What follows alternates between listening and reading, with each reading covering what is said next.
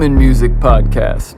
When I think as far as like big level ups I've had recently, I'm sure you guys might have went through something similar, but like you hit that realization of, oh, I'm writing producer music for producers and I'm doing producer things so that producer people will be producer amazed and feel happy producer emotions. And it's like, fucking Luke, we were talking about this. Drake literally hops on nonstop and he's like, yeah, and then he says the line about the rolly once, and then there's your fucking hook. He lets the beat ride out because that's all the song needs at that point. Like, took me a while to like you said, when you have that taste of how good your shit is versus where your skill is, you also have that taste of like, do I actually need to add something here, or is this finished? Can I let it breathe?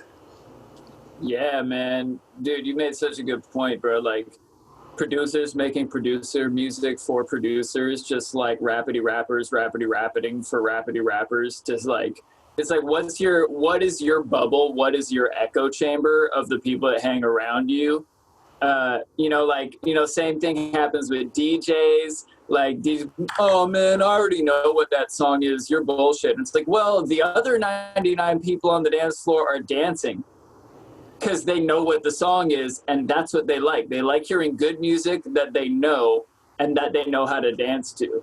Right. You know, like, who's the real audience? The four assholes that talk shit about each other in your living room, or the rest of the whole world potentially? Who do you actually want to impress? Exactly, man. Yeah. Exactly. I'm trying to impress myself, my own taste. Like, literally, I'm like, what is the music that I want to listen to indefinitely for me?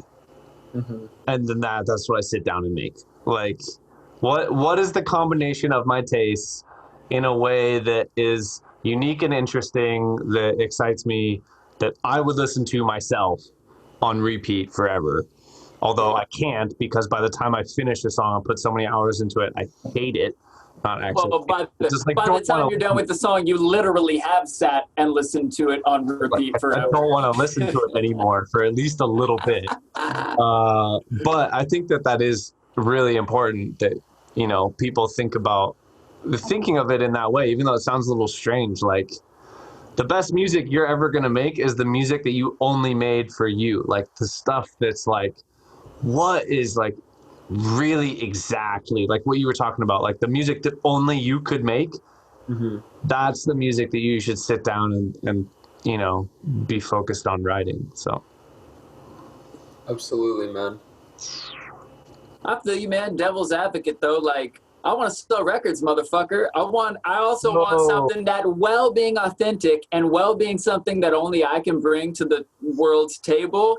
I also want it to be something that, like, more than just me and my 3 producer asshole buddies can fucking appreciate, you know? Oh, look at all the producer shit, and that's like where we got to have that balance. Like as a listener, what do I want to hear? Because as a producer, what I want to do and hear myself be able to do is one thing, but when I extract my producer ego out of the situation, and I'm like, oh yeah, no, I got to fill this space, and oh, there's a moment of nothing, and that's gonna ruin it, and everybody's gonna change the channel. But then when I am actually in the club and a DJ is actually playing music, and they play a drop that makes me headbang and has my hair flying everywhere, and I'm like, oh shit, and I stop and think about what about that drop got me. It's the fact that it had a really dope, simple groove that I could dance to without thinking at all. And by the way, not thinking at all is a plus in music. No, your music should make you think. People usually think, why am I listening to this complicated mess of noise instead of dancing right now? I paid $20 to come into this loud place not to think. For real. I paid $9 per beer specifically not to think. Yeah. So why is this DJ trying to make me think so goddamn much on a Saturday night? Well, honestly, I fully appreciate your viewpoint and 100% hear what you're saying, and on some levels agree with you. but I'm actually of a different philosophy as of late as it regards to that specific point. I think that I really truly believe that, like we were talking about, authenticity is the most important. And therefore, if you authentically love club music, love really danceable grooves, stuff that everyone can appreciate, by all means, like that is what you have to make. But there is a certain, like, every person has to truly look in on themselves and their own personal tastes and take a collection of their interests and their likes, their dislikes, and boil that down into what is my, circle of interests that is wholly me. Make music for only you, and then figure out what cross section of the population fucks with that music so hard that they don't give a fuck about the rest of this stuff. Your music is what they personally attach to. I am part of this thing, and I don't give a fuck what everyone else is doing. This people have to be like personally invested in that music in today's day and age to give a shit, because there's just so much. Totally. In today's day and age, though, you are able to boil down your audience to that super niche level and still make a living, because if someone cannot live without your music, they're going to buy your t-shirt. They're going to come to see every show that you play within a 100-mile radius of them. And that is way better than 20% of people saying, I'd like to see him, but, my girlfriend asked to go to a movie with me tonight, and I'm okay with not seeing him. You need your fans to be like, fuck your movie. I'm going to see this person because they are literally what I live and breathe for. And so I really actually think that, like, in today's like music world, you have to do it like that, and then work backwards into what is the audience that is so like-minded that they couldn't live without what only I could make, and then work that backwards into, okay, how do I make money from this? How do I reach that certain section of the population? Come to terms with, is my music so fucking niche that I have to really work on the 1,000 True Fans philosophy and see how to get a living from the audience that I do have? Because if you're making, like, a lot of people will take the philosophy that you just said and has a lot of credence and twist it into, I need to make generic club music that everyone can dance to because that's what sells.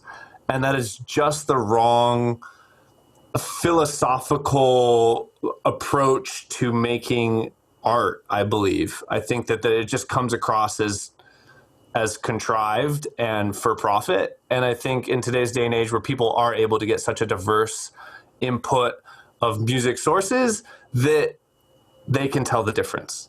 Mm-hmm. So that's my 2 cents.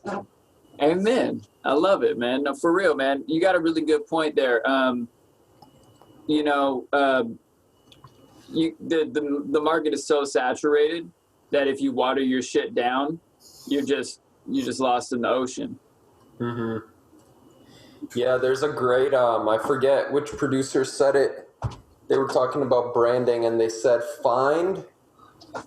keep interviewing your friends, like, after you release songs, and find or not even your friends, just people in general, find like the top like 3 things they hate about you and double down on those. I love it. Yeah. Oh, that's so good, man. I love it, man. It's just like great art divides the audience. What is the polarizing force, which is the same thing that's going to make a certain contingent of the population not be able to live without what you do, and double down on that. I totally agree. I love that. Right. Yeah, I think you're a good example of that, Evan. Like, you've carved your own lane and there's a demand for that style of music already, but you're doing it in a very different way, I feel. And I think too, when you're in that sort of position, when there isn't anybody to copy off of, like you might not blow up, but it might be like guy 2 or 3 that copy you in 10, 15 years that blow the fuck up, you know? Totally. So there's always that sort of thing where if your aim is to make it big, I feel like there's a sweet spot where it's like close enough to home, but like 10, 15% different. So people know what's going on, but it's like unique enough. If you go like 20, 25 more percent or whatever, people are just like, what the fuck? And then it takes. And then you go full. Then you go full 100 gex, 100% different from everything you've ever heard. Right. Come full circle into everyone being like, holy fuck. I like it.